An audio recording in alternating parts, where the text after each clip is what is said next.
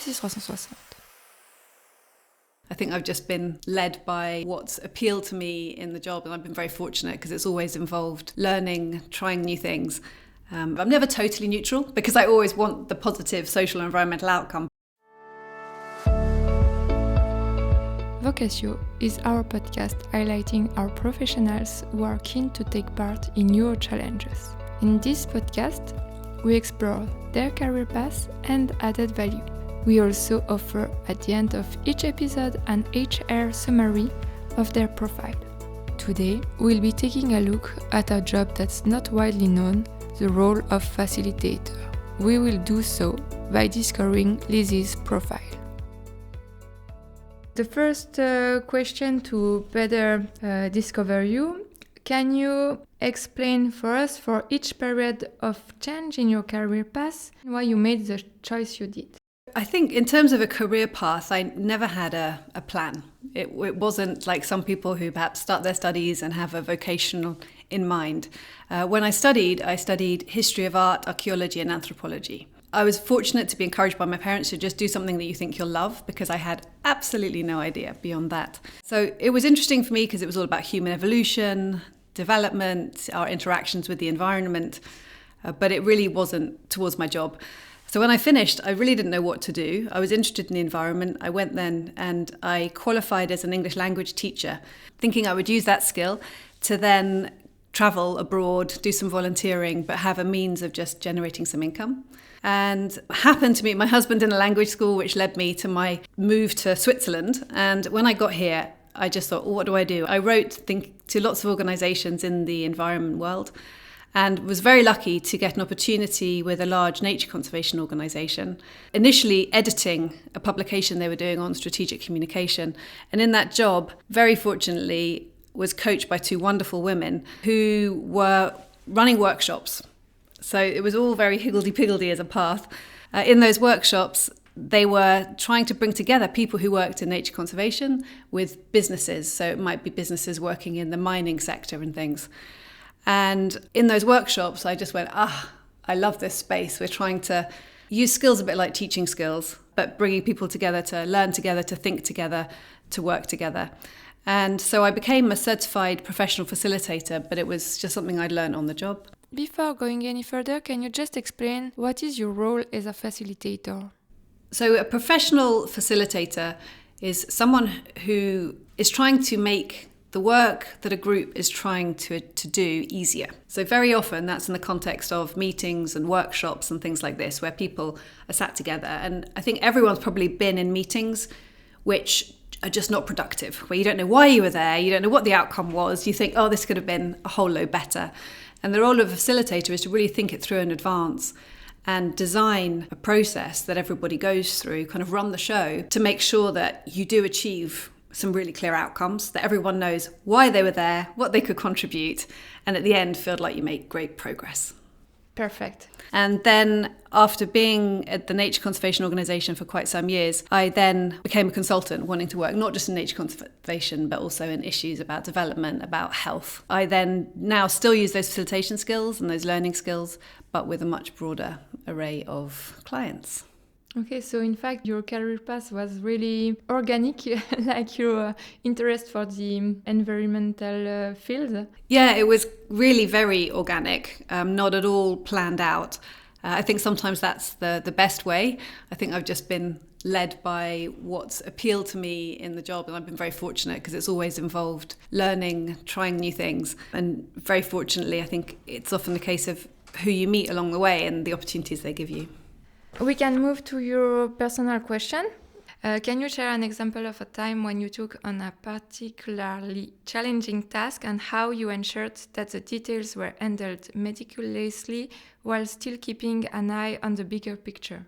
Okay. One of the areas in which I've worked is working with organisations. I'm trying to look at the supply chain of a particular material. So it might be aluminium, cotton, rubber, cocoa. I've worked in a number of cases where you've got people coming together who are perhaps sort of producing that material, you're dealing with people who are very local farmers who don't necessarily have union representation or anything like that. Then you're bringing together at the other end of the spectrum people who are purchasing it and using it to make things with completely different stakeholders with very different interests in this supply chain. And it's in all of their interests to make that whole supply chain more sustainable, more responsible. But it's not an easy thing to do. So the really challenging task is often bringing together the different people involved. So in this sort of situation, I would usually be facilitating a sort of series of workshops where we bring all the stakeholders together. And we want to do a few things. One is we want to make sure that they understand each other's interests in being there, each other's motivations, their perspectives on the issue. And so that's really the starting point, is trying to get them to understand the interests of one another and try and identify where is there a shared interest, a shared concern.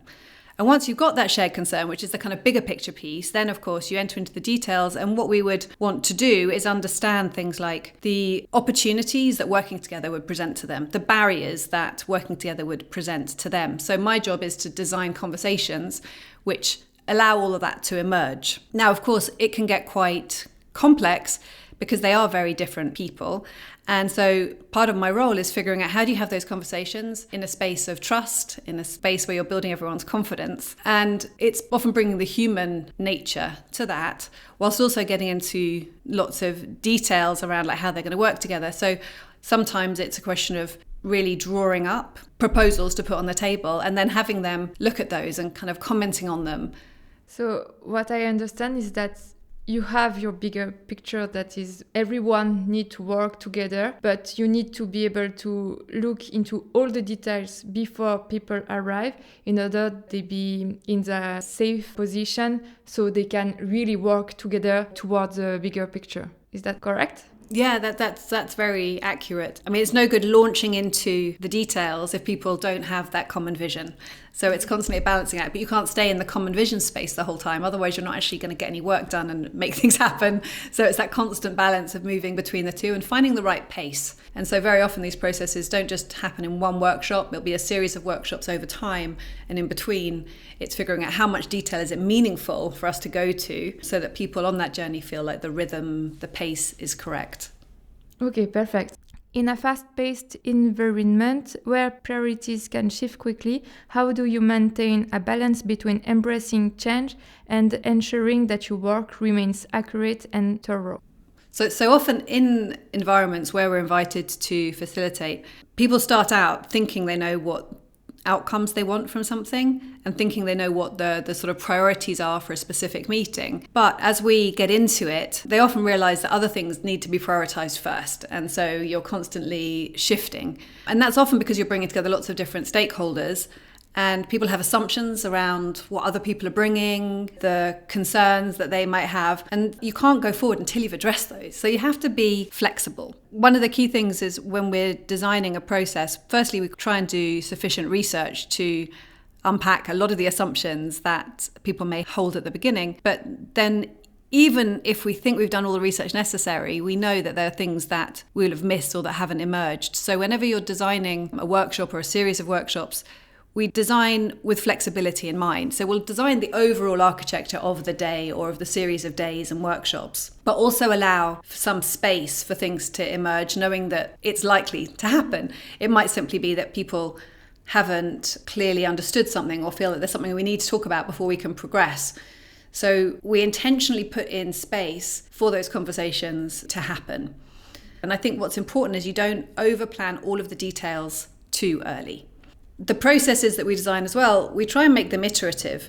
So there's a logical flow that goes from the start to the end. You know, it's easy to kind of launch into certain topics, but if you haven't set the right context, if you don't know where you're going next along the journey, it can be difficult for people to go with you. So having an iterative process also means you can shift and adapt as you go through your day. So I'm often the one who's standing at the front of the room, who's presenting things, who's threading together all the sessions of the day.